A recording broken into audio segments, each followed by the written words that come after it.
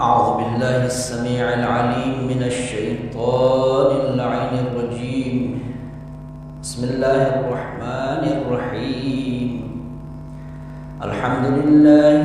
بارئ الخلائق أجمعين،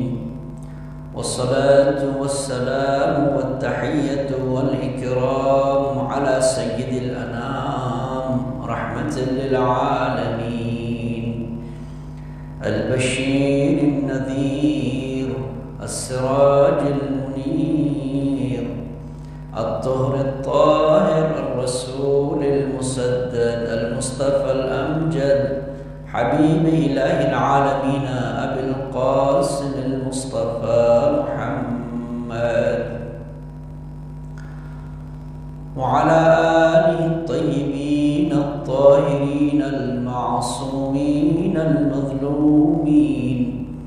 الذين أذهب الله عنهم الرجس وطهرهم تطهيرا، واللعنة الدائمة الأبدية على أعدائهم أجمعين من يوم عداوتهم إلى قيام يوم الدين. أما بعد، فقد قال رسول الله صلى الله عليه وآله وسلم: إن الحسين مصباح الهدى وسفينة النجاة. محرم الحرام 1445 ہجری کی دوسری تاریخ، عزاداران سید الشہداء دنیا کے گوشے گوشے میں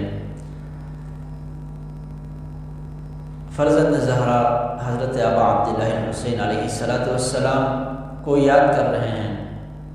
واقعہ کربلا کو یاد کر رہے ہیں اور شہداء کربلا کو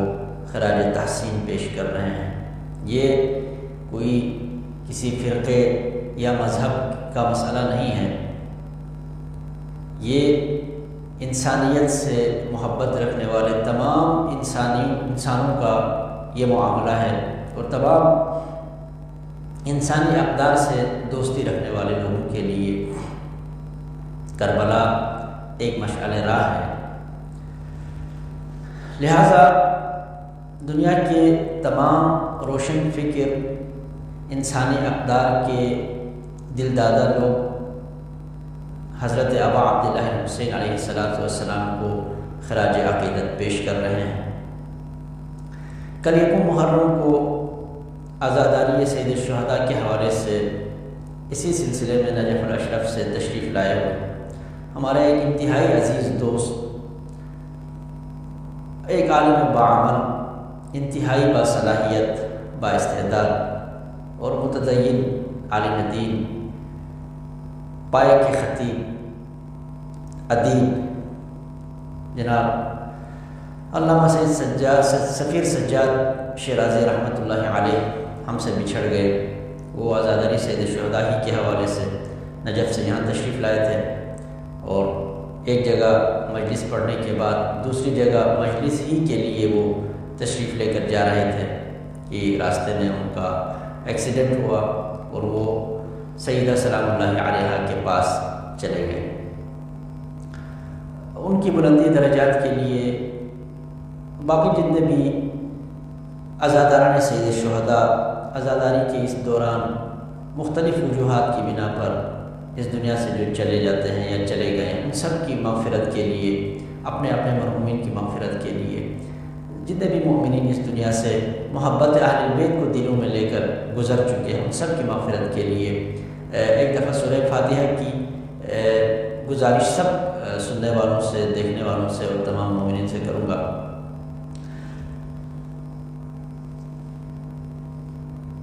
خداوند متعال کا شکر ادا کرتے ہیں کہ اس نے ہمیں ایک دفعہ پھر حضرت ابا عبداللہ حسین علیہ السلام کے ذکر کے لیے زندہ رکھا۔ ہم آج اگر حضرت ابا عبداللہ حسین علیہ السلام اور آپ کے ان جانباز ساتھیوں کا ذکر کر رہے ہیں تو خداوند متعال نے ہمیں یہ توفیق دی ہے، یہ سعادت دی ہے کہ ہم خدا کے ان عظیم بندوں کا ذکر کریں اور اپنے آپ کو ان عظیم ہستیوں سے متمسک کریں۔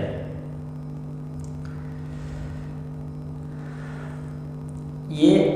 ایام چونکہ ذکر اہل بیت کے ایام ہیں، یہ ایام چونکہ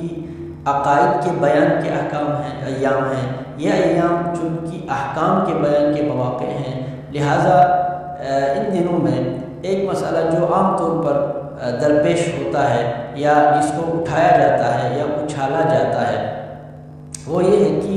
جب ہم اپنا عقیدہ بیان کرتے ہیں، جب ہم ان عزاداری کی مجلسوں میں محفلوں میں اپنے عقیدے کے اوپر بات کرتے ہیں تو ظاہر ہے اس میں پھر کچھ شخصیات کے نام آتے ہیں، تاریخی حقائق آتے ہیں، تو وہ جو لوگ ان تاریخی حقائق کو یا ان شخصیات کو اس طرح نہیں مانتے جس طرح ہم مانتے ہیں، تو یہاں ایک اختلاف کی سی کیفیت پیدا ہو جاتی ہے، اور عام طور پر یہ پھر سوال اٹھتا ہے کہ ہمیں ان چیزوں کے اوپر بات کرنی چاہیے یا نہیں کرنی چاہیے، ہمیں ان موضوعات کو اٹھانا چاہیے یا نہیں اٹھانا چاہیے، ہمیں ان تاریخی حقائق کو بیان کرنا چاہیے یا نہیں کرنا چاہیے۔ انسانی معاشرے میں یہ بات ہر ایک کی عقل تسلیم کرتی ہے کہ جب یہ زندگی ایک اجتماعی زندگی ہے، جب ہم ایک دوسرے کے ساتھ جیتے ہیں، جب ہم ایک دوسرے سے ملے ہوئے ہیں، تو یہاں اس انسانی معاشرے میں یہ اس بات کی ضرورت ضرور ہے کہ ہم ایک دوسرے کے جذبات اور عقائد کا خیال رکھیں۔ اس کا مطلب یہ ہے کہ اگر ہم میں سے کوئی شخص کسی بھی دلیل کی وجہ سے کسی چیز کے بارے میں کوئی عقیدہ رکھتا ہے تو ہم اس کے اس دلیل اور عقیدے کا احترام کریں، ہم اس کے اس دلیل اور عقیدے کا خیال رکھیں، ہم اس کے اس عقیدے اور دلیل کا لحاظ کریں۔ وجہ یہ ہے کہ اگر ہم اس کے عقیدے کا خیال نہیں رکھیں گے تو پھر وہ بھی پابند نہیں ہے کہ وہ ہمارے عقیدے کا خیال رکھیں، کیونکہ جس دلیل کی بنیاد کے اوپر ہم اپنے عقیدے کو صحیح سمجھ رہے ہوتے ہیں اسی طرح ہی کہ کسی دلیل کی بنیاد کے اوپر وہ دوسرے عقیدے کو صحیح سمجھ رہا ہوتا ہے۔ جس طرح ہمیں یہ توقع ہے کہ میرے پاس چونکہ ایک صحیح دلیل ہے، میں ایک صحیح دلیل کی وجہ سے ایک عقیدے کا پابند ہوں تو لوگ میرے عقیدے کا احترام کریں، تو دوسرا شخص بھی یقیناً یہی سمجھ رہا ہوتا ہے کہ اس کے پاس بھی جس عقیدے کا وہ حامل ہے اس عقیدے کے بارے میں ایک دلیل ہے یا کئی دلائل ہیں، اچھے اور مضبوط دلائل ہیں۔ ہمارے خیال میں وہ دلیل نہیں ہے، وہ دلیلیں اس عقیدے کو ثابت نہیں کر پاتی، لیکن چونکہ اس کے نزدیک وہ دلائل ہیں اور وہ اس عقیدے کے اوپر دلیل بنتی ہیں، اسی وجہ سے اس نے وہ عقیدہ بنا لیا ہے۔ جب وہ اس نے عقیدہ بنا لیا تو پھر انسانی اقدار یہ کہتی ہیں کہ پھر ہمیں اس کے عقیدے کا لحاظ رکھنا چاہیے تاکہ وہ ہمارے عقیدے کا لحاظ رکھیں۔ یہ کوئی فقہی مسئلہ نہیں ہے، یہ فقہی مسئلہ نہیں ہے، ایک سماجی مسئلہ ہے جو ہر ذی شعور صاحب عقل کے سمجھ میں خود بخود آ جاتا ہے کہ ہمیں ایک دوسرے کے عقیدے کا خیال رکھنا چاہیے۔ لیکن جس چیز کو زیادہ گہرائی سے سمجھنے کی ضرورت ہے وہ یہ ہے کہ جب میں اپنے عقیدے کے بارے میں یہ سمجھنا شروع کر دوں کہ جو میرا عقیدہ ہے وہ میرے عقیدے کا احترام کرے اور اس عقیدے کو مقدس بھی سمجھے۔ میرا عقیدہ میرے لیے مقدس ہے، جن ہستیوں کے بارے میں یہ عقیدہ رکھتا ہوں کہ وہ عظیم ہستیاں ہیں، وہ معصوم ہیں، وہ میرے لیے مقدس ہے، لیکن اگر کسی دلیل کی وجہ سے دوسرا شخص ان ہستیوں کو مقدس نہیں سمجھتا تو مجھے یہ حق نہیں پہنچتا کہ میں ان سے یہ بھی مطالبہ کروں کہ وہ ساتھ ان ہستیوں کو مقدس بھی سمجھیں۔ میں اتنا مطالبہ کر سکتا ہوں کہ میرے سامنے میرے ہوتے ہوئے ان ہستیوں کو برا بھلا نہ کہیں، ان ہستیوں کی توہین نہ کریں، ان ہستیوں کی اہانت نہ کریں، اس لیے کہ میرے عقیدے کے مطابق، میرے پاس موجود دلائل کے مطابق یہ پاک ہستیاں ہیں، یہ معصوم ہستیاں ہیں، یہ مقدس ہستیاں ہیں۔ لیکن جب میں یہ بھی مطالبہ کروں کہ دوسرا بندہ بھی اسی طرح ان کو مقدس مانے تو یہ میں گویا اپنے حد سے تجاوز کر رہا ہوں، میں اس مطالبے میں حق پر نہیں ہوں۔ بالکل اسی طرح دوسری طرف کے لیے بھی ہے، اگر میں کچھ ہستیوں کو اس طرح نہیں مانتا جس طرح اور لوگ مانتے ہیں تو میرے نہ ماننے کے اپنے دلائل ہیں، میں کچھ دلائل کی وجہ سے ان کو ویسا نہیں مانتا ہوں جیسا اور لوگ مانتے ہیں۔ تو میں جو کر سکتا ہوں، جو مجھ سے مطالبہ کیا جا سکتا ہے وہ یہ ہے کہ میں دوسروں کے سامنے ان کے مقدس ہستیوں کی اہانت نہ کروں، توہین نہ کروں، برا بھلا نہ کروں۔ یہاں تک مطالبہ درست ہے، یہاں تک ٹھیک ہے۔ لیکن اگر طرف یہ بھی مطالبہ کرنا شروع کر دیں کہ جن ہستیوں کو ہم جیسے مانتے ہیں آپ بھی اسی طرح ان کو مقدس سمجھیں، تو یہ پھر اپنے حد سے تجاوز ہے، یہ پھر ایک طرح کی بدمعاشی ہے کہ انسان اپنے مقدسات کے بارے میں اس حد تک شدت پسندی پہ اتر آئے کہ دوسروں کو اس بات کے اوپر اصرار کرنا شروع کر دیں کہ وہ بھی ان کو مقدس سمجھے۔ اگر کسی ملک کے اندر، کسی مذہب کے اندر لوگ گائے کو مقدس سمجھتے ہیں تو ہم ان کی موجودگی میں گائے کو برا بھلا نہ کہیں، معقول، ذبح نہ کریں، معقول۔ لیکن اگر وہ نہیں، آپ اس کو مقدس بھی سمجھیں، ہماری غیر موجودگی میں بھی اس کا احترام کریں، ہماری غیر موجودگی میں بھی اس کو ذبح نہ کریں، یہ تجاوز ہے۔ یہ کثرت اور جو اپنی میجارٹی ہے اس کو استعمال کر کے دوسروں کے اوپر دوست جمانا ہے، اس کو قبول نہیں کیا جا سکتا۔ یہ جو مطالبہ ہے اس کو مانا نہیں جا سکتا، لہذا ہمیں حدود کو سمجھنا ہے۔ اسی طرح ہم جب اہل بیت اطہار علیہ السلام کا ذکر کرتے ہیں تو ہم اپنا عقیدہ بیان کر رہے ہوتے ہیں، ہمیں جو عقیدہ ہم نے اپنایا ہے اس عقیدے کے اوپر ہمارے پاس دلائل ہیں، ہم مضبوط دلائل کی بنیاد پر وہ عقیدہ رکھتے ہیں، ہمارا عقیدہ بیان کرنا ہمارا حق ہے۔ اگر کوئی یہ مطالبہ کرتا ہے کہ ہم اپنا عقیدہ بھی بیان نہ کریں تو یہ دوست ہے، یہ دباؤ ڈالنا ہے، یہ بدمعاشی ہے، اس کو نہیں قبول کیا جا سکتا۔ لیکن مطالبہ اگر یہ ہو کہ ہم جن چیزوں کا اعتقاد رکھتے ہیں، ہم جو عقیدہ رکھتے ہیں، ان ہستیوں کے بارے میں، ان شخصیات کے بارے میں ایسے الفاظ نہ کہے جائیں جن سے اہانت ہوتی ہو، جن سے ان کی توہین ہوتی ہو، یہاں تک معاملہ درست ہے۔ بس سمجھنے کی بات یہ ہے کہ کسی کے عقیدے کا احترام کرنے کا مطلب ہرگز یہ نہیں ہوتا کہ اس کے معتقد کا بھی احترام کیا جائے، یعنی جس کا وہ عقیدہ رکھتا ہے اس عقیدے کو ہم محترم بھی سمجھیں، اس عقیدے کو ہم مقدس بھی سمجھیں۔ احترام کرنا ایک چیز ہے، لیکن اس کو محترم اور مقدس سمجھنا دوسری چیز ہے۔ احترام کرنا عقیدے کا ایک انسانی معاملہ ہے، ایک سماجی معاملہ ہے، یہ ہر ایک کا حق ہے کہ اس کے عقیدے کا احترام کیا جائے، لیکن اس سے اگلا مرحلہ کہ ہر ایک کے عقیدے کو، ہر ایک کے معتقد کو مقدس بھی سمجھا جائے، یہ درست نہیں ہے، یہ درست نہیں ہے۔ اس لیے کہ تاریخی حقائق کو بیان کرنا ایک انسانی حق ہے۔ اگر میں تاریخی حقائق کی بنیاد کے اوپر کسی شخصیت کو ایسا نہیں مانتا جیسے اور لوگ مانتے ہیں تو یہ میرا حق ہے، مجھے اس حق سے کوئی نہیں روک سکتا۔ لہذا ہمیں اپنا حق اور دوسروں کا جو حق ہے دونوں کو سمجھنا ہے، دونوں کو سمجھنا ہے، دونوں کا خیال رکھنا ہے۔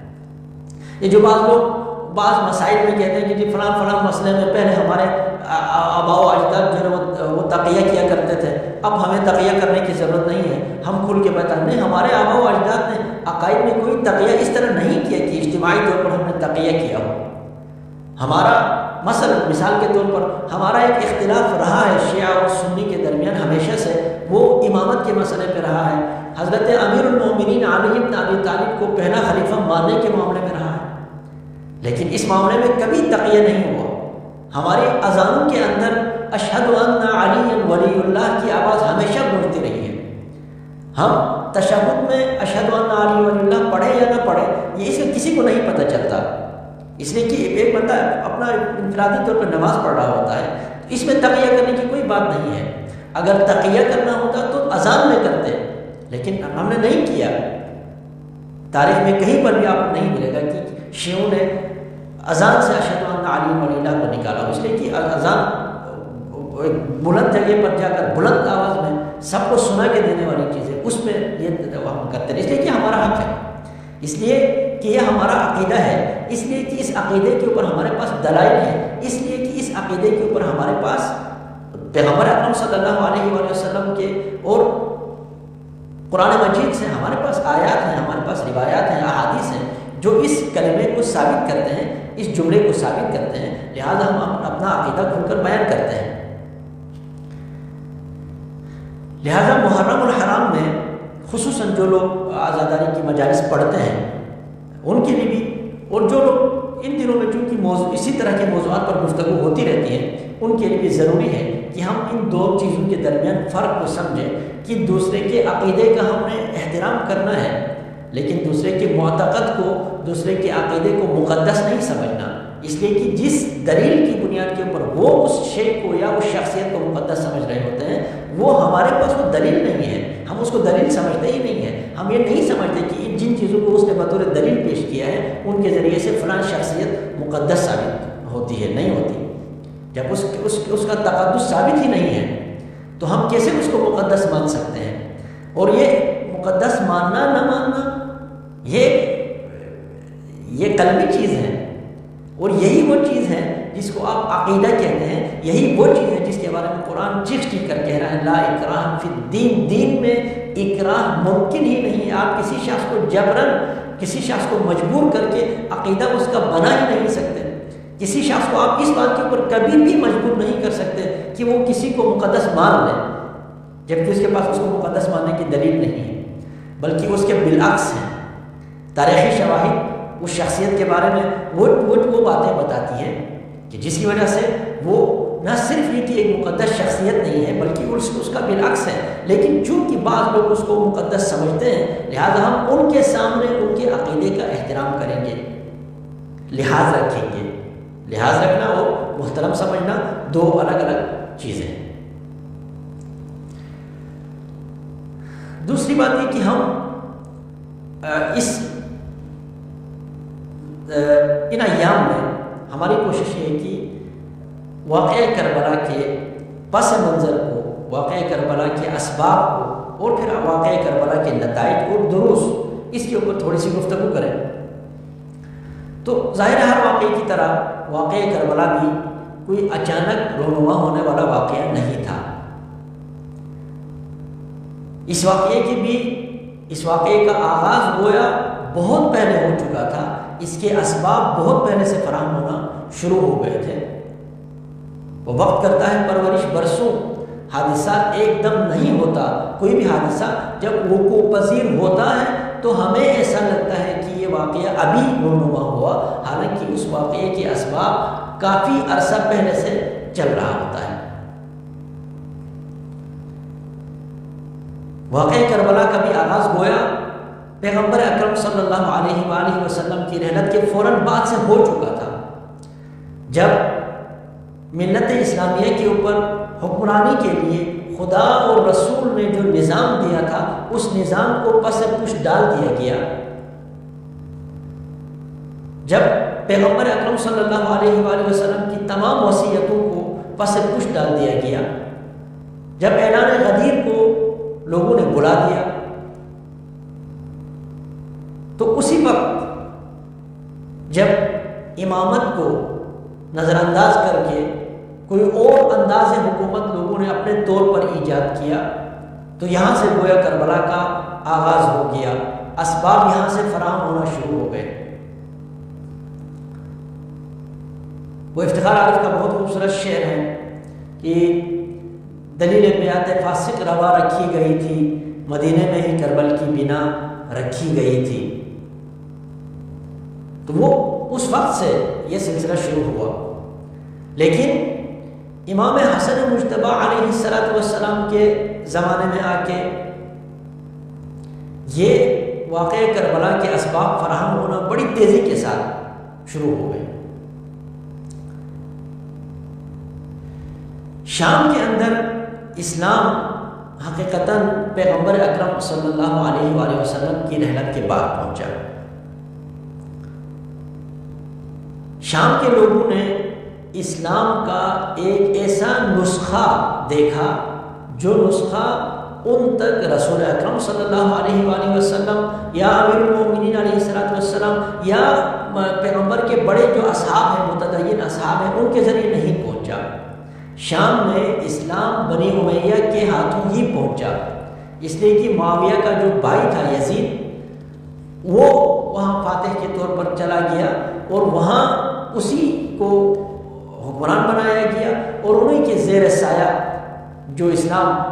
شام کے اندر پہنچایا گیا وہ ظاہر ہے بنی امیہ کا اسلام تھا، وہ اسلام کہ جس میں اہل بیت نبی کا کوئی تذکرہ نہیں ہے، وہ اسلام جس میں علی کا کوئی تذکرہ کہیں نہیں ہے، وہ اسلام جس میں صدیقہ طاہرہ زہرا مرضیہ کا کہیں تذکرہ نہیں ہے۔ شام کے لوگوں نے علی کے بارے میں وہ باتیں نہیں سنی جو مدینہ کے لوگوں نے علی کے بارے میں رسول سے سنی ہے۔ شام کے بارے لوگوں نے صدیقہ سلام اللہ علیہا کے حوالے سے وہ باتیں نہیں سنی جو رسول سے مدینہ کے لوگوں نے سنی ہوئی ہے۔ شام کے لوگوں نے حسنین کے بارے میں رسول کے وہ اقوال نہیں سنے جو مدینہ کے لوگوں نے حسنین کے بارے میں رسول اکرم صلی اللہ علیہ وآلہ وسلم سے سنے ہیں۔ لہٰذا یہ بڑا آسان تھا شام کے اندر لوگوں کو اس طریقے سے چلانا جس طریقے سے بنو امیہ ان کو چلانا چاہتے تھے۔ یہی وجہ ہے کہ وہ علی کی جو دن اور رات میں 1000 رکعت نمازیں پڑھتے ہیں، وہ علی جس کے بارے میں امام زین العابدین، جس کو سید الساجدین کہا، زین العابدین کہا، عبادت کرنے والوں، تمام عبادت کرنے والوں کے زیب و زین، وہ جو تمام سجدہ کرنے والوں کے سید و سردار ہیں، اس امام زین العابدین سے جب پوچھا گیا کہ آپ زیادہ عبادت کرتے ہیں یا آپ کے جد امجد حضرت امیر المومنین علی بن ابی طالب علیہ السلام، تو امام زین العابدین فرماتے تھے کہ میرے جد امجد امیر المومنین علی بن ابی طالب جیسی عبادت کون کر سکتا ہے؟ وہ عبادت گزار علی، اس کے بارے میں شام میں جب یہ کہا گیا کہ علی نماز نہیں پڑھتے تھے تو شام کے لوگ مان جاتے تھے۔ نعوذ باللہ من ذالک، شام کے لوگوں کو جب یہ بتایا جاتا تھا کہ علی کا ایک ہاتھ نعوذ باللہ من ذالک کاٹ دیا گیا تھا تو وہ مان جاتے تھے۔ شام کے لوگوں نے جب یہ سنا کہ علی مسجد کوفہ میں شہید کر دیے گئے تو وہ ایک دوسرے سے پوچھتے تھے علی مسجد میں کیا کرنے گئے تھے؟ کیسے ممکن ہے ایک اسلامی معاشرے کے اندر عرب دنیا سے اتنے دور ہو کر آج ہم سمجھتے ہیں علی کے بارے میں اس طرح کی کوئی بات کوئی شخص قبول ہی نہیں کر سکتا، وہ خود عرب دنیا کے اندر شام میں کیسے لوگوں نے اس کو قبول کیا؟ اس کی وجہ یہ تھی کہ شام میں اسلام پیغمبر اکرم صلی اللہ علیہ وآلہ وسلم کی رحلت کے بعد پہنچا، اور پیغمبر اکرم صلی اللہ علیہ وآلہ وسلم کی رحلت کے بعد جو معاشرہ بنا خود مدینہ کے اندر بھی، اس میں اہل بیت اطہار علیہ السلام کو وہ کردار اور ان کو وہ مقام نہیں ملا جو رسول اکرم صلی اللہ علیہ وآلہ وسلم کے زمانے میں ان کو حاصل تھا۔ امیر المومنین علیہ السلام رسول اکرم کے دور میں وہ دوسری شخصیت تھی رسول کے فوراً بعد، جن کا احترام تھا، جن کے بارے میں سب کو معلوم تھا، جن کے علم کے بارے میں لوگوں کو معلوم ہے، جن کے حلم کے بارے میں معلوم ہے، جن کے تقوی کے بارے میں معلوم ہے، سب جانتے ہیں علی کی شخصیت کے بارے میں۔ لیکن جب پیغمبر اکرم صلی اللہ علیہ وآلہ وسلم کی رحلت ہوئی، آپ نے جب اس دنیا کو خیر بات کہا تو علی کو پس پوچھ ڈال دیا گیا، علی پس پردہ چلے گئے، علی خاموشی میں بیٹھ گئے، علی 25 سال تک مدینہ میں خاموش رہے، علی مدینہ کے اندر ہوتے ہوئے حکومت کے درمیان علی کا کوئی کردار نہیں تھا۔ ایسے میں جب مدینہ کے اندر علی خانہ نشین ہو چکے ہیں، گوشہ نشین ہو چکے ہیں، تو مدینہ کے باہر کے لوگوں کو علی کی شناخت کس طرح ہو؟ صرف ایک صورت تھی، وہ یہ تھی کہ ایمانداری کے ساتھ، دیانتداری کے ساتھ جو لوگ باہر نکلتے ہیں، اول تو ان کے لوگوں کے اوپر باہر نکلنے کے اوپر بھی پابندی تھی۔ یہ جو ہم کہتے ہیں نا ایگزٹ کنٹرول لسٹ، جو آج کا جس کا تذکرہ ہوتا ہے کہ کسی کو ملک سے باہر جانے نہیں دینا، اس کا نام ایگزٹ کنٹرول لسٹ کے اندر تمام بڑے صحابہ کے اوپر خلفائے ثلاثہ کے دور میں ایگزٹ کنٹرول لسٹ ایک گویا وہ نافذ تھا کہ یہ باہر نہیں جا سکتے تھے مدینہ سے باہر جانے کے اوپر پابندی تھی، شاید اس خوف سے کہ کہ وہ باہر مدینے سے باہر جا کر یہ ہم گوئی نہ کرے، کہیں لوگوں کو حقیقت نہ بتائے۔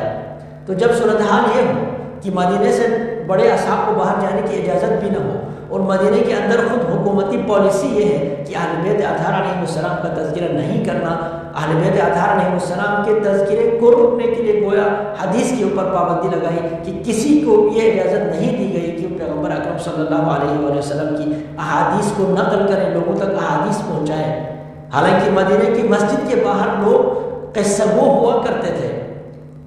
وہ لوگ آ کے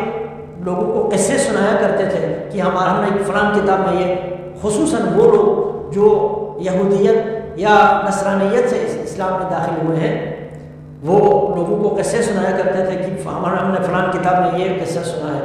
توریت میں یہ ہے، انجیل میں یہ ہے۔ اور عرب کے لوگ وہ اپنے آپ کو عامی کہتے تھے، اپنے آپ کو جاہل کہتے تھے، اور وہ جو اہل کتاب ہیں ان کو وہ پڑھے لکھے سمجھتے تھے، ان کی باتوں کو وہ یقین کرتے تھے۔ تو ان قصہ گوؤں کو تو قصے سنانے کی اجازت تھی مسجد نبوی کے باہر کھڑے ہو کر، لیکن رسول اکرم صلی اللہ علیہ وآلہ وسلم کی احادیث بیان کرنے کی اجازت نہیں تھی۔ ایسے ماحول میں جب خود مدینے کے اندر جہاں لوگوں نے حسن اور حسین کو رسول کے کاندھے پر سوار دیکھے ہیں، جہاں لوگوں نے خود رسول اکرم صلی اللہ علیہ وآلہ وسلم کی زبان سے حسن اور حسین کے بارے میں احادیث سنے ہوئے، وہاں ان کو جب گوشہ نشین کر دیا گیا، وہاں جب ان کو اس مقام سے محروم کر دیا گیا، تو شام کے لوگوں کے لیے تو ممکن ہی نہیں تھا کہ وہ کسی طریقے سے اہل بیت اطہار علیہ السلام کے بارے میں سن لیں اور اہل بیت اطہار علیہ السلام کے بارے میں جان لیں۔ لہذا وہاں سازگار ماحول تھا اس چیز کے لیے کہ جن جن کو پروموٹ کرنا چاہتے ہیں بنی امیہ ان کو پروموٹ کریں، جن جن کو بنی امیہ چاہتے ہیں کہ ان کو بدنام کیا جائے، جن جن کو بنی امیہ چاہتے ہیں کہ لوگوں کے دلوں میں ان کے لیے نفرت پیدا کی جائے، وہ آرام سے شام کے اندر یہ کام کر سکتے تھے۔ امام حسن مجتبی علیہ السلام نے صلح کے ذریعے سے یہ جو بنی امیہ کا ایک قلعہ نما سا بنا تھا، اس کے اندر رسوخ پیدا کیا، اس کے اندر جانے کا راستہ فراہم کیا۔ امام حسن مجتبی علیہ السلام نے صلح کے نتیجے میں شام اور کوفہ کے درمیان لوگوں کے آمد و رفت کا راستہ کھولا۔ شام کے لوگوں نے کوفہ آنا شروع کر دیا، کوفہ کے لوگوں نے شام جانا شروع کر دیا۔ کسی حد تک اہل بیت اطہار علیہ السلام کے فضائل کوفہ کے لوگوں کے ہاتھوں اور ان کے زبانی شام کے لوگوں تک پہنچنا شروع ہو گیا۔ لیکن اتنے بڑے علاقے کے اوپر اتنی جلدی میں اس طرح کا کوئی ماحول بن جاتا کہ اہل بیت اطہار علیہ السلام کی فضیلتیں لوگوں تک پہنچ جائے اور لوگ اہل بیت کو سمجھنا شروع کر دیں، یہ ابھی ممکن نہیں ہوا تھا۔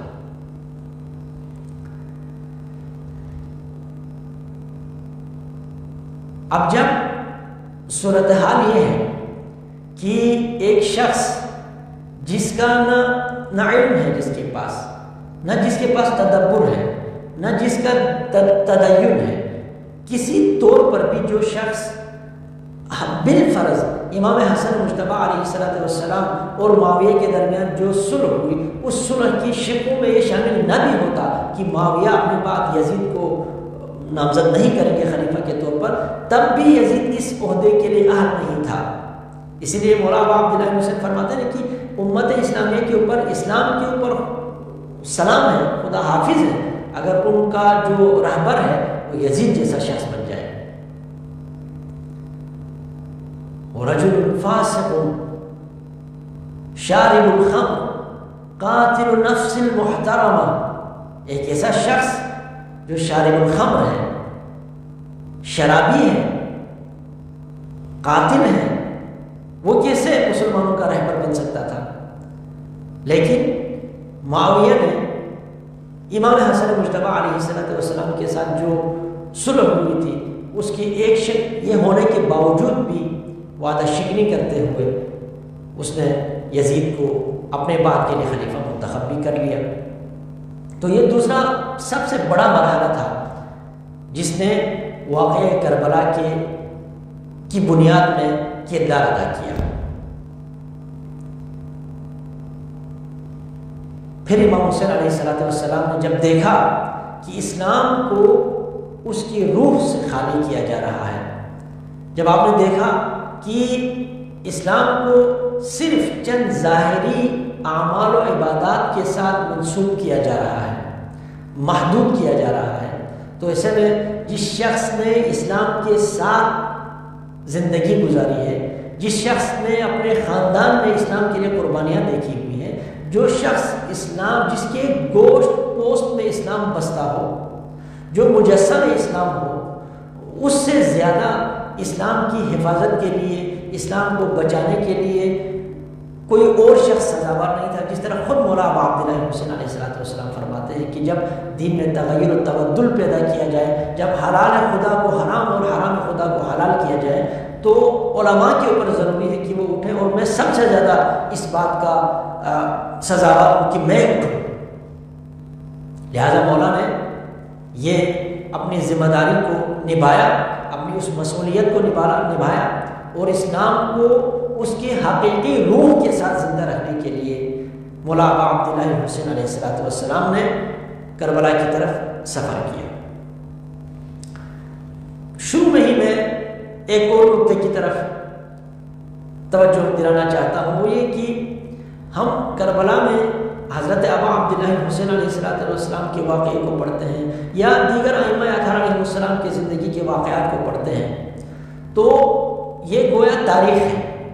وہ تاریخی واقعات جس طرح کے بھی ہوں، جس کے بھی ہوں، وہ عبرت کے لیے ہوتے ہیں، ان سے درس لینا ہوتا ہے۔ وہ صرف محض واقعات نہیں ہوتے، اس لیے کہ جو علل و اسباب کسی بھی زمانے میں فراہم ہوئے اور اس کا جو نتیجہ نکلا تھا، وہی علل و اسباب کسی دوسرے زمانے میں جمع ہو جائے تو اس کا بھی عام طور پر وہی نتیجہ نکلتا ہے۔ لہذا واقعات کو پڑھنے اور سننے سے ہم اپنے مستقبل کے لیے پیش بینی کر سکتے ہیں، پیش گوئی کر سکتے ہیں کہ یہ واقعات، یہ اسباب اگر فراہم ہو جائیں تو یہ نتائج نکلتے ہیں۔ یہ تاریخ کے کسی بھی واقعے سے ہوتا ہے، لیکن ائمہ اطہار علیہ السلام کی تاریخ اور باقیوں کی تاریخ میں فرق ہے۔ فرق کیا ہے؟ باقیوں کی تاریخ قصے کہانیاں ہیں، ان سے ہم لے سکتے ہیں، درس لے سکتے ہیں، لیکن اہل بیت اطہار کی جو تاریخ ہے وہ ہمارے لیے حجت بھی ہے، اس لیے کہ ہم سنت کو قول معصوم، فعل معصوم اور تقریر معصوم قرار دیتے ہیں۔ معصوم نے جو کچھ کیا وہ حجت ہے، معصوم نے جو کچھ فرمایا وہ حجت ہے، جو کچھ معصوم کے سامنے کسی نے کیا اور معصوم نے اگر نہیں روکا تو وہ بھی حجت ہے۔ بس ائمہ اطہار علیہ السلام کی زندگی کے واقعات صرف تاریخ کے واقعات نہیں ہیں، بلکہ ہمارے لیے حجت بھی ہیں۔ ان اہل بیت اطہار علیہ السلام کی تاریخ سے ہم نے سیکھنا ہے، یہ سیکھنا ضروری ہے، اس لیے کہ انہیں کی سیرت کے اوپر چلنے کا ہمیں حکم ہے، ان کی سیرت کے اوپر ہم نے چلنا ہے، ان کے نقش قدم کے اوپر ہم نے چلنا ہے۔ لیکن ہمیں تاریخ اور سیرت میں تھوڑا سا فرق کرنا ہوگا، تاریخ اور سیرت میں فرق کو سمجھنا ہوگا، اور جب ہم تاریخ اور سیرت میں فرق کو سمجھیں گے تو بہت سارے مسائل خود بخود حل ہو جائیں گے، بہت سارے مسائل کا حل خود بخود ہمارے سامنے آ جائے گا۔ تاریخ کیا ہے؟ تاریخ یعنی کسی بھی شخص یا شخصیت کے گزرے ہوئے واقعات کو، جو آج سے پہلے جو واقعات ہوئے ہیں، اگر ان کو بیان کیا جاتا ہے تو وہ تاریخ کہلاتا ہے۔ لیکن سیرت تاریخ سے مختلف ہے۔ سیرت یہ نہیں ہر کسی بھی شخص کے گزشتہ واقعات کو سیرت نہیں کہتے، بلکہ سیرت کسی بھی شخص کے ان واقعات یا ان اعمال کو کہا جاتا ہے جو اس نے اپنی زندگی گزارنے کے طریقے کے طور پر خود اختیار کیا ہو اور اس نظریے کی بنیاد کے اوپر اس نے ان اعمال کو انجام دیا ہو۔ امیر المومنین علیہ السلام کی ولادت کعبے میں ہوئی، کعبے میں ولادت ہونا امیر المومنین کی تاریخ ہے، سیرت نہیں ہے۔ مولا ابا عبداللہ حسین علیہ السلام امیر المومنین کے گھر پیدا ہوئے، رسول اکرم صلی اللہ علیہ وآلہ وسلم آپ کے نانا ہیں، یہ آپ کی تاریخ ہے، یہ ابا عبداللہ حسین علیہ السلام کی سیرت نہیں ہے، یہ تاریخ ہے۔ ہم اہل بیت اطہار علیہ السلام کی تاریخ سے ان کی عظمت کو سمجھ سکتے ہیں، ان کے مقام و مرتبے کو سمجھ سکتے ہیں، ان کی فضیلتوں کو سمجھ سکتے ہیں، لیکن تاریخ عملی طور پر پیروی کرنے کے لیے نہیں ہوتی۔ تاریخ دراصل تاریخ کا صرف وہ حصہ عملی طور پر پیروی کرنے کے لیے ہے جو سیرت کہلاتی ہے۔ سیرت وہ حصہ ہے تاریخ کا جس کے اوپر ہمیں باقی لوگوں کی بھی اگر ہم تاریخ پڑھ رہے ہیں تو ان کی سیرت میں سے وہ حصے نکالیں گے جس حصے میں اس نے اپنی فہم کے ساتھ، جان بوجھ کر، اپنے اختیار کے ساتھ جن چیزوں کو اس نے کیا ہے، عمل کیا ہے، یا جن چیزوں کو اس نے چھوڑا ہے، ان کی طرف دیکھیں گے اور ان سے نتائج لیں گے۔ لہذا کسی کا کہیں پیدا ہونا تاریخ ہے، لیکن اس نے اپنی زندگی میں آنے والے واقعات و حادثات کا کس طرح مقابلہ کیا، یہ سیرت ہے۔ امام زین العابدین علیہ السلام کا کربلا پہنچ کر بیمار ہو جانا یہ آپ کی تاریخ ہے۔ امام زین العابدین علیہ السلام کو کربلا کے واقعے کے بعد بیڑیاں پہنانا یہ آپ کی تاریخ ہے، یہ سیرت نہیں ہے۔ لہذا ہم تاریخ سے نہیں، پوری تاریخ ہمارے لیے حجت نہیں ہے، اس کے اوپر ہم عمل نہیں کرتے، بلکہ سیرت جو حصہ ہے تاریخ کا اس کے اوپر عمل کرنا ہوتا ہے، وہ ہمارے لیے قابل عمل ہے۔ لہذا امام زین العابدین علیہ السلام کا زنجیر پہننا آپ کی سیرت نہیں ہے، یہ آپ کی تاریخ ہے۔ وہ تاریخ کے ہم عمل نہیں کرتے تاریخ کے اوپر، بلکہ ہم سیرت کے اوپر عمل کرنے کے پابند ہیں۔ لہذا زنجیر پہننا تاریخ ہے، اور ان حالات میں بھی نماز شب کو ترک نہ کرنا یہ سیرت ہے۔ زنجیر پہننا تاریخ ہے، لیکن دربار یزید میں امام سجاد علیہ السلام کا خطبہ دینا اور حق گوئی یہ امام سجاد علیہ السلام کی سیرت ہے۔ پیاسا شہید ہونا ابا عبداللہ حسین علیہ السلام کی تاریخ ہے، لیکن اس وقت تک اپنی شہادت تک جس انداز سے آپ ڈٹے رہیں، جس انداز سے آپ حق کے ساتھ کھڑے رہیں، جس انداز سے آپ نے آخری لمحہ تک دشمن کو ہدایت دینے کی کوشش کی، آخری لمحہ تک آپ نے فوج اشقیاء کو بھی ہدایت کی طرف لانے کی کوشش کی، وہ آپ کی سیرت ہے۔ سیرت واجب العمل ہے، سیرت کے اوپر ہم نے چلنا ہے، سیرت کو ہم نے دیکھنا ہے اور اس کو فالو کرنا ہے۔ سیدہ صغریٰ زینب کبریٰ سلام اللہ علیہا کو جب واقعہ کربلا کے بعد آپ کے چادر چھینے گئے تو چادر کا چھن جانا زینب سلام اللہ علیہا کی سیرت نہیں ہے، لیکن چادر کے لیے روتے رہنا یہ زینب کی سیرت ہے، چادر کے لیے کوشش میں رہنا یہ زینب کی سیرت ہے، اور حضرت ابا عبداللہ حسین علیہ السلام کے پیغام کو ہر حال میں دنیا تک پہنچانا یہ زینب کی سیرت ہے۔ اور ایک ایسے دربار میں، ایک ایسے شخص کے دربار میں جس نے زینب کے سامنے، آنکھوں کے سامنے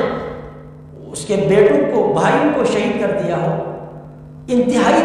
درندگی کے ساتھ ان کو شہید کیا ہو، اس شخص کے سامنے علی کی بیٹی جب کھڑی ہو کر کہتی ہے کہ تم اپنی ساری کوششیں کر کے دیکھو، فواللہ لن تمحو ذکرنا، تم ہم اہل بیت کے ذکر کو نہیں مٹا سکتے، تو یہ زینب کی سیرت ہے، یہ شجاعت زینب کی سیرت ہے۔ کربلا سے کوفہ سے شام تک زینب کبریٰ سلام اللہ علیہا اگر نماز شب کو ان حالات میں بھی نہیں چھوڑتی تو یہ زینب کی سیرت ہے۔ اسی لیے ابا عبداللہ حسین علیہ السلام صدیقہ صغریٰ زینب کبریٰ سے جب آپ وصیت فرماتے ہیں تو اپنی وصیت میں فرماتے ہیں بہن مجھے اپنی نماز شب کی دعاؤں میں نہ بھولنا، یہ سیرت ہے۔ بدقسمتی سے ہمارے ہاں ایسی چیزوں کو جو شاید تاریخ کا حصہ تو ہے لیکن وہ سیرت نہیں ہے،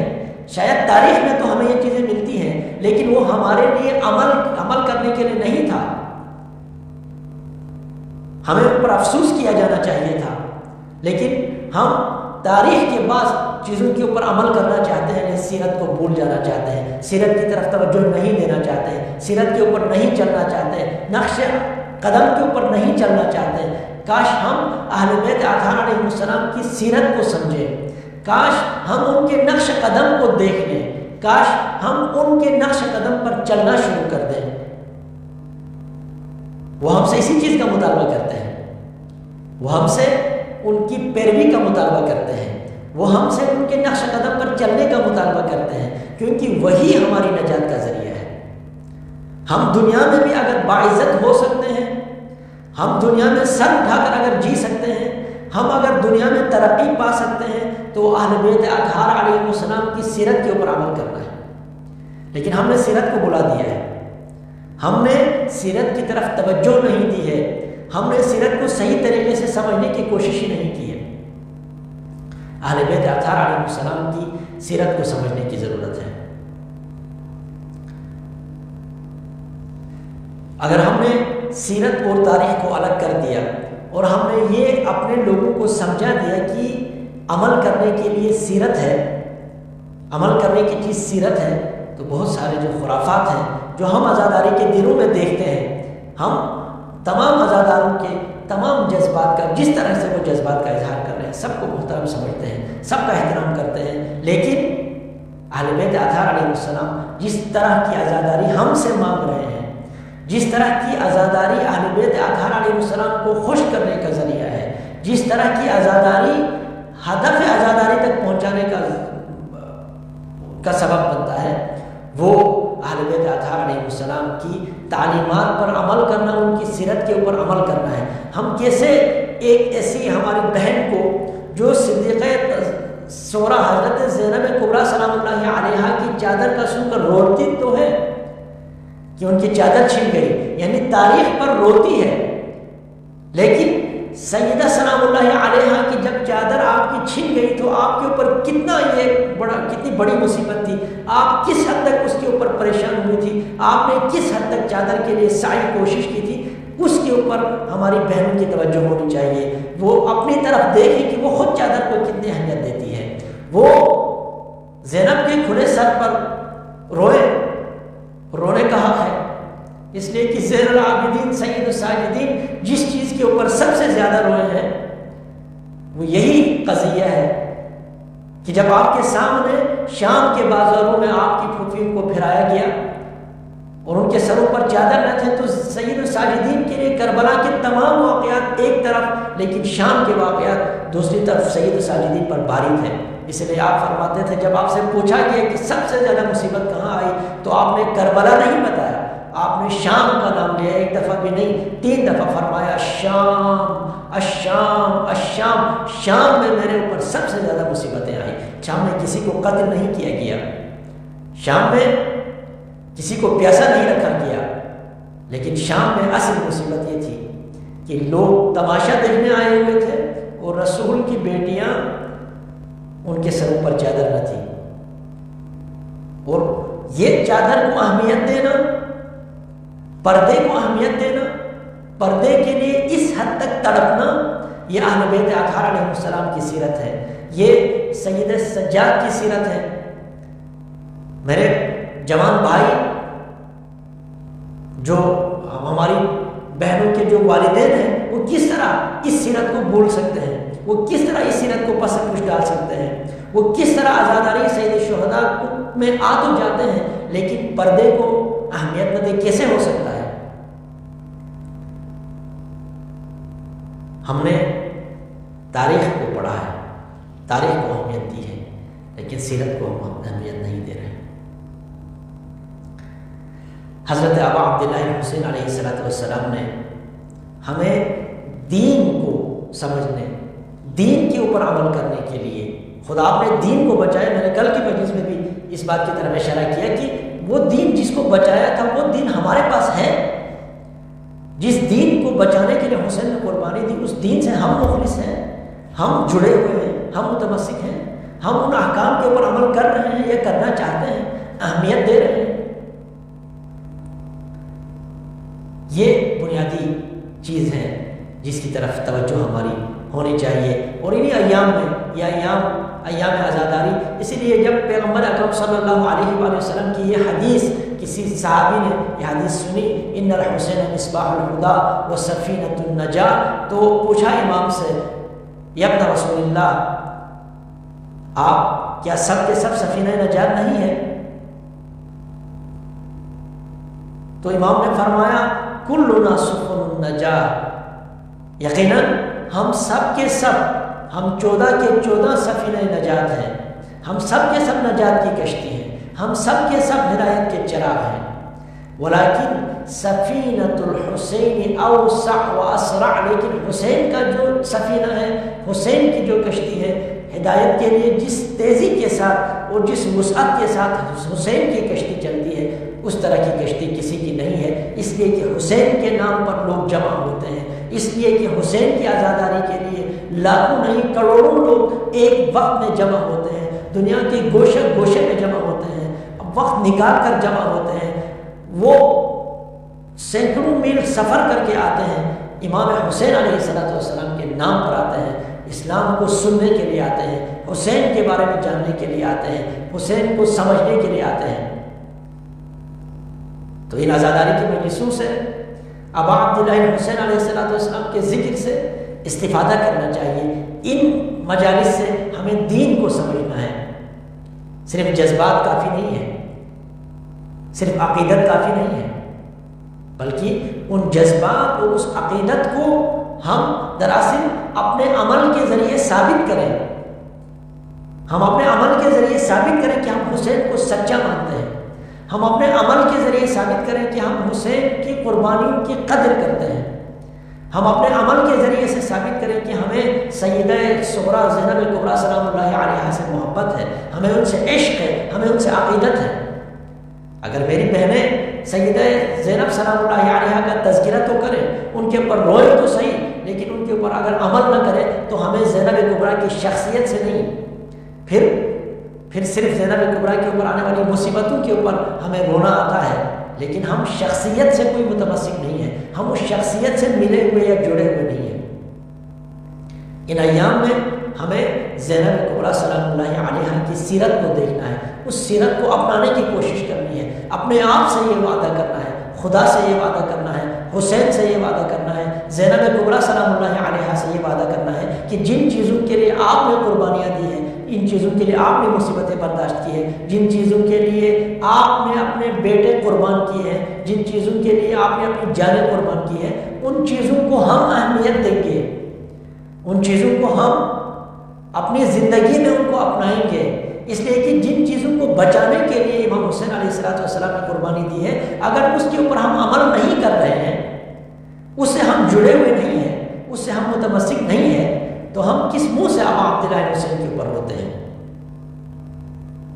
یہ اپنے آپ سے میں بار بار عرض کر رہا ہوں، ہمیں یہ حق نہیں ہم کسی اور کے بارے میں یہ سوال کریں کہ تم نماز تو نہیں پڑھتے، کس منہ سے روتے ہو؟ نہیں، یہ صرف اپنے آپ سے پوچھنے والا سوال ہے۔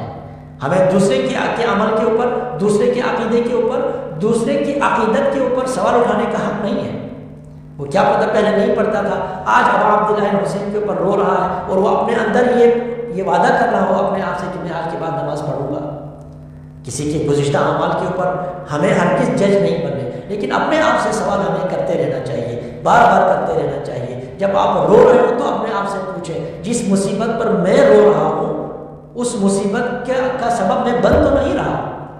ابا عبداللہ حسین اگر نماز کو بچانا چاہتے تھے تو نماز جس زمانے میں بھی ترک ہو حسین کو اذیت ہوگی۔ ابا عبداللہ حسین علیہ السلام اگر زینب کی چادر کے لیے روتے تھے تو صرف اپنی بہن زینب کی چادر کے لیے نہیں روئے حسین، بلکہ قیامت تک آنے والی ہر مومنہ کی چادر کی وہی کا تقدس، وہی احترام ہے حسین کی نظروں میں جو زینب کی چادر کا تقدس ہے۔ لہٰذا اگر زینب کی چادر کے لیے ہم میں سے کوئی رو رہے ہیں تو ہمیں یہ اپنے آپ سے پوچھنا چاہیے کہ میں اپنے گھر میں اپنی بہن کی چادر کے لیے، اپنی رشتہ دار خواتین کی چادروں کے لیے اتنا حساس ہوں؟ میں اس معاملے کو اتنی حساسیت کے ساتھ لیتا ہوں؟ میں اپنی کوشش کرتا ہوں کہ اپنی بہنوں کو پردے میں رکھیں، ان کے پردے کا خیال کریں؟ اور اگر ہماری بہنیں رو رہی ہیں تو کیا وہ اپنے آپ سے پوچھتی ہیں کہ جس چیز کے لیے میں رو رہی ہوں، جس مصیبت پر میں رو رہی ہوں، وہ مصیبت میں اپنے لیے مصیبت سمجھتی ہوں یا نہیں سمجھتی؟ جس چادر کے لیے میں رو رہی ہوں وہ چادر میں اپنے لیے ضروری سمجھتی یا نہیں سمجھتی؟ اس لیے کہ چادر کو اہمیت دینا زینب کی سیرت ہے، ابا عبداللہ حسین علیہ السلام کی سیرت ہے، امام سجاد علیہ السلام کی سیرت ہے، تمام اہل بیت اطہار علیہ السلام کی سیرت ہے۔ اس سیرت کو اہمیت دینا ضروری ہے، اور اگر ہم نے یہ کیا تو ہم نے آزاداری کا مقصد حاصل کر لیا۔ اگر ہم اس طرف متوجہ ہوئے تو ہم نے بامقصد عزاداری کی، اگر ہم اس طرف متوجہ ہوئے تو ہم امام صادق علیہ السلام کی دعاؤں میں شامل ہوئے جو آپ نے عزاداروں کے لیے کی۔ لیکن اگر ہم نہیں ہوئے تو ہمیں ہونا چاہیے، میں پھر عرض کرتا ہوں نہیں کہ ہمیں پھر اگر نہیں ہے تو پھر ہمیں عزاداری چھوڑ دینی چاہیے، ہمیں عزاداری کرنے کا حق نہیں ہے، ہمیں حسین نہیں کرنا چاہیے، نہیں، ہمیں پھر بھی حسین کرنا چاہیے، پھر بھی عزاداری کرنی چاہیے، پھر بھی سینہ زنی کرنی چاہیے، لیکن اپنے آپ سے پوچھنے کا ہمیں حق ہے اور ضروری ہے کہ ہم اپنے آپ سے پوچھیں کہ ہم کس حد تک عزاداری کے نتیجے میں، مجالس میں جانے کے نتیجے میں ہم حسین کے کتنے قریب ہو رہے ہیں، ہم سیرت حسین کے کتنے قریب ہو رہے ہیں، ہم ابا عبداللہ حسین علیہ السلام کے عمل کے کتنے قریب ہو رہے ہیں، ہمارے اور حسین کے عمل میں کس حد تک یکسانیت پیدا ہو رہی ہے، اس چیز کو دیکھنے، سمجھنے اور اپنے آپ سے پوچھنے کی ضرورت ہے۔ یہ اگر ہم نے کر لیا تو سیدہ سلام اللہ علیہا کی دعاؤں میں ہم شامل ہوئے، یہ اگر ہم نے کر لیا تو ہم ائمہ اطہار علیہ السلام کی دعاؤں میں شامل ہوئے، یہ اگر ہم نے کر لیا تو ہم نے اپنی دنیا اور آخرت دونوں کی کامیابی کا ذریعہ اور اس کا سامان کر لیا۔ ابا عبداللہ حسین علیہ السلام 2 محرم کو جب کربلا پہنچے اور وہ واقعات، وہ سانحات شروع ہو گئے، جب آپ کا راستہ روکا اور انہیں، تو ابا عبداللہ حسین اور آپ کے اصحاب کے لیے یہ بات واضح ہو گئی کہ اسی ابا عبداللہ حسین کو پہلے سے معلوم ہے کہ اسی جگہ پر، اسی میدان میں سب کی شہادت ہوگی۔ ابا عبداللہ حسین علیہ السلام اپنے اصحاب کے ساتھ بیٹھے ہیں اور آپ مطمئن ہیں، اس لیے کہ آپ کو سارے واقعات و حادثات جو ہونے ہیں ان سب کی خبر ہے۔ مولا ابا عبداللہ حسین علیہ السلام کے پاس آتی ہے زینب کبریٰ سلام اللہ علیہا اور پوچھتی ہے، بھیا کوفہ اور شام کی افواج دن بدن ان میں اضافہ ہو رہا ہے، یزیدی افواج میں دن بدن اضافہ ہو رہا ہے، ہر طرف سے ان کے لیے امداد کا سلسلہ جاری ہے، بھیا کیا آپ کا کوئی نہیں ہے جنہیں آپ بلا دیں، جنہیں آپ اپنی نصرت کے لیے بلا دیں؟ امام حسین علیہ السلام کے بچپن کے دوست ہیں حبیب ابن مظاہر۔ حبیب ابن مظاہر کو معلوم ہے ابا عبداللہ حسین علیہ السلام کربلا پہنچے ہیں، حبیب ابن مظاہر خود کربلا جانے کے لیے آمادہ ہے، وہ جاتے ہیں کوفہ کے بازار میں خضاب لینے کے لیے، مسلم ابن اوسجہ سے ملاقات ہوتی ہے، حبیب پوچھتے ہیں مسلم یہ میں کیا دیکھ رہا ہوں، کوفہ کے بازاروں میں لوگ اپنی تلواروں کو کیوں سیکل کر رہے ہیں، اپنی تلواروں کو کیوں تیز کر رہے ہیں، کیوں نیزے زہر میں بھی بگوئے جا رہے ہیں؟ مسلم ابن اوسجہ کہتے ہیں حبیب اتنے بھی بے خبر نہ رہو، کیا تمہیں معلوم نہیں ہے کہ فرزند زہرا ابا عبداللہ حسین کربلا پہنچے ہیں، نرغہ اعداء میں گرے ہیں، اور یہ جو کوفہ میں لوگ اپنی تلواروں کو تیز کر رہے ہیں وہ فرزند زہرا کے لیے اپنے نیزے تیز کر رہے ہیں، اپنی تلواریں تیز کر رہے ہیں۔ حضرت حبیب نے مہندی خریدنی تھی، خضاب خریدنا تھا، وہ وہیں پر ترک کیا اور کہا اب میری داڑھیوں کو اپنے خون سے خضاب کرنے کا وقت آیا ہے، لہٰذا وہ خود جانا چاہتے تھے، وہ خود آمادہ تھے جانے کے لیے۔ امام حسین علیہ السلام کو بھی ظاہراً معلوم تھا کہ حبیب نے آنا ہے، لیکن جب زینب کبریٰ نے یہ پوچھا کہ آپ کا کوئی نہیں ہے کہ جسے آپ بلا لیں، تو ابا عبداللہ حسین نے فرمایا زینب کیوں نہیں ہے، میں بھی خط لکھتا ہوں نا، میں اپنے حبیب کو لکھوں گا، میں اپنے حبیب کو بلاؤں گا، حبیب ابن مظاہر کو بلاؤں گا۔ ابا عبداللہ حسین نے خط لکھا حبیب ابن مظاہر کو، حبیب تمہیں معلوم ہے کہ میں کربلا پہنچا ہوا ہوں، نرغہ اعداء میں گرا ہوا ہوں، حبیب اگر آ سکتے ہو تو جلدی آ جانا، میں کربلا میں اعداء کے ہاتھوں شہید ہونے سے پہلے اگر پہنچ سکتے ہو تو حبیب پہنچ جانا۔ ابا عبداللہ حسین علیہ السلام کا خط جب پہنچا حبیب کے پاس تو حبیب نے مظاہر نے خط کو پڑھا۔ پڑھنے کے بعد سر جھکا کر وہ بیٹھ گئے۔ حبیب نے مظاہر کی اہلیہ نے پوچھا کہ حبیب میں آپ کو پریشان دیکھ رہا ہوں، حبیب آپ سردار ہیں، حبیب میں نے آپ کو کبھی اس طرح پریشان نہیں دیکھا، آپ پریشانی کی وجہ کیوں نہیں بتاتے؟ حبیب خاموش رہے۔ بار بار کے پوچھنے پر حبیب ابن مظاہر کے آنکھوں سے اشک رواں ہوئے، لیکن حبیب نے وجہ نہیں بتائی۔ لیکن جب اصرار ہوا تو کہا مجھے دراصل ایک مشکل مرحلہ پیش آیا ہے، مجھے فرزند زہرا حسین ابن علی نے خط لکھا ہے، کربلا کے میدان سے خط لکھا ہے، نرغہ اعداء سے حسین نے مجھے خط لکھا ہے، اور حسین مجھ سے یہ مطالبہ کرتے ہیں کہ میں کربلا میں ان کے پاس آ جاؤں، حسین نرغہ اعداء میں ان کی نصرت کے لیے چلا جاؤں، لیکن میں یہ سوچ رہا ہوں کہ میں تم اور اپنی اولاد کو چھوڑ کر کیسے جاؤں، میں تمہیں ترک کر کے کیسے جاؤں ان حالات میں جب کہ وہاں شہادت کا پورا امکان ہے، لیکن میں یہ فیصلہ نہیں کر پا رہا کہ میں جاؤں یا نہ جاؤں۔ تو اس مومنہ نے ایک دفعہ اپنی چادر حبیب کی طرف پھینکی اور کہا حبیب کیا یہ سوچنے کا مقام ہے؟ حضرت زہرا مرضیہ کو کیا جواب دو گے؟ فرزند زہرا تمہیں اپنی مدد کے لیے پکار رہے ہو اور حبیب تم یہ سوچ رہے ہو کہ تمہاری اپنی اولاد کا کیا بنے گا؟ حبیب میری چادر پہن کر تم گھر میں رہنا، فرزند زہرا کی مدد کے لیے اور اس کی نصرت کے لیے میں جاؤں گی۔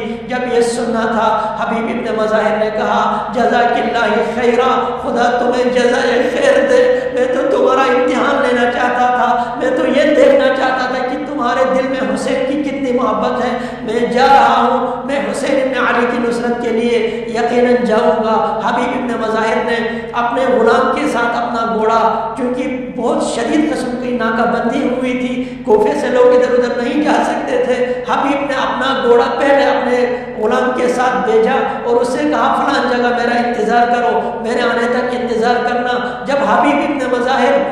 کے پہنچنے میں دیر ہو گئی تو وہ غلام اپنے گھوڑے کو خطاب کر کے کہتے ہیں گھوڑے تم نے غمزدہ نہیں ہونا، پریشان نہیں ہونا، اگر حبیب نہ آئے تو میں فرزند زہرا کی حمایت اور نصرت کے لیے تمہارے اوپر سوار ہو کے چلا جاؤں گا۔ اتنے میں حبیب پہنچ گئے، حبیب پہنچے، حبیب نے اپنے اس غلام سے کہا اے غلام تم نے میری مدد کی ہے، میرے ساتھ تم نے تعاون کیا ہے، میری بڑی خدمت کی ہے، آج میں فرزند زہرا کی نصرت کے لیے جا رہا ہوں، آج میں شہادت کے لیے جا رہا ہوں، تو میں چاہتا ہوں کہ میں تمہیں راہ خدا میں آزاد کر دوں، آج کے بعد تم آزاد ہو۔ تو اس غلام نے کہا حبیب کس حد تک آپ عادل عدالت کے ساتھ بات کرتے ہیں، حبیب کس حد تک انصاف کی بات کر رہے ہو، جب تک اپنی خدمت کرنی تھی تو مجھے آزاد نہیں کیا، حبیب آج جب حسین کی خدمت کے لیے جانا ہے، آج جب زہرا کے سامنے سرخرو ہونے کا وقت آتا ہے تو حبیب کیا مجھے چھوڑ کر جانا چاہتے ہو؟ حبیب یہ آزادی نہیں ہے بلکہ یہ تو غلامی ہے جسے مجھے چھوڑ کر جا رہے ہو، حبیب اگر مجھے اپنے ساتھ لے کر جا سکتے ہو تو فرزند زہرا کی خدمت میں مجھے بھی ساتھ لے کر جاؤ۔ اور حبیب نکلے کربلا کے میدان کے اوپر، جب حبیب نے دور سے سلام کیا السلام علیکم یا ابا عبداللہ، ابا عبداللہ میرا آپ کے پر سلام ہو۔ جب حبیب کی آواز پہنچی زینب کبریٰ کے کانوں کے اوپر تو زینب کبریٰ کھڑی ہوتی ہے اور فرماتی ہے اس غربت کے عالم میں ہمارے اوپر سلام کرنے والا کون ہے؟ آپ کو بتایا جاتا ہے حبیب پہنچے ہیں تو زینب کبریٰ فرماتی ہیں اے علی اکبر جاؤ حبیب کا استقبال کرو، عباس جاؤ حبیب کا استقبال کرو، حبیب تک میرا سلام پہنچانا، حبیب کو زینب کبریٰ کا سلام دینا۔ وَسَيَعْلَمُ الَّذِينَ ظَلَمُوا أَيُّ مُنقَلَبٍ يَنقَلِبُونَ فَيَا لَيْتَنَا كُنَّا مَعَكُمْ فَنَفُوزَ فَوْزًا عَظِيمًا۔ خدا بندہ بحق ابا عبداللہ الحسین، بحق شہداء کربلا، بحق اسراء کربلا ہماری اس قلیل عبادت کو اپنی بارگاہ میں قبول فرما۔ خدایا بحق شہداء کربلا ہمارے عزیز سید سفیر سجاد جن کا کل انتقال ہوا، خدایا ان کے درجات کو بلند فرما، انہیں ائمہ اطہار علیہ السلام خصوصاً شہداء کربلا ابا عبداللہ حسین علیہ السلام اور آپ کے جانثاروں کے ساتھ ان کو محشور فرما۔ خدایا ہماری مجالس سننے والے جتنے بھی جہاں پر بھی ہیں، خداوند بحق محمد و آل محمد اہل بیت اطہار علیہ السلام کی عظمت کا واسطہ ان کے گناہان کبیرہ و صغیرہ کو معاف فرما، ان کی جو بھی شرعی حوائج ہیں ان کو پورا فرما۔ جنہوں نے التماس سے دعا کہا، خصوصاً جن لوگوں نے پرسنل اس پہ فون کر کے یا میسیج کر کے التماس سے دعا کہا ہے، خداوند ان کی جو بھی شرعی حاجات ہیں ان کو پورا فرما، جو پریشان حال ہیں ان کی پریشانی کو دور فرما، جو مریض ہیں مریضہ ہیں ان کو شفاء کاملہ و عاجلہ عطا فرما۔ عزاداران سید الشہداء دنیا کے جس گوشے و کنار میں بھی عزاداری کر رہے ہیں، خداوندہ ان سب کو اپنے حفظ و امان میں رکھ۔ خداوندہ بحق محمد و آل محمد عزاداری کے جلوسوں کو مجالس کو اپنے حفظ و امان میں رکھ۔ خداوندہ بحق محمد و آل محمد ہمارے علماء مراجع عزاداران سید الشہداء ذاکرین خطبہ سب کی حفاظت فرما۔ خداوندہ بحق محمد و آل محمد امام زمانہ عجل اللہ تعالیٰ فرج شریف سمیت اہل بیت اطہار علیہ السلام کو ہم سے راضی فرما۔ صدیقہ طاہرہ حضرت زہرا مرضیہ سلام اللہ علیہا کو ہم سے راضی فرما، ہمیں ان کی شفاعت نصیب فرما۔ دنیا میں ہم سب کو اہل بیت اطہار کی زیارت اور آخرت میں ان کی شفاعت نصیب فرما۔ خدایا بحق محمد و آل محمد ہماری دعاؤں کو مستجاب فرما۔ خدایا امام زمانہ عجل اللہ تعالیٰ فرج شریف کے ظہور میں تعجیل عطا فرما، ہمیں ان کے اعوان انصار میں شریک ہونے کی توفیق عطا فرما۔ وصلی اللہ علی سیدنا محمد وعطرتہ الطاہرین الی ارواحنا و ارواح المؤمنین والمؤمنات۔ خصوصاً جو کل ہمارے دو برادران شیخ ناصر گلو اور سید سفیر سجاد رحمۃ اللہ علیہما جو ہمارے درمیان سے عزاداری سید الشہداء کے سلسلے میں تشریف فرما تھے، وہ ہمارے درمیان سے چلے گئے ہیں۔ ان سب کے لیے، اپنے اپنے مرحومین کے لیے، جملہ مومنین و مومنات کے لیے ایک دفعہ سورہ فاتحہ اور 3 دفعہ سورہ اخلاص کی تلاوت فرمائیں۔ بسم اللہ الرحمن الرحیم۔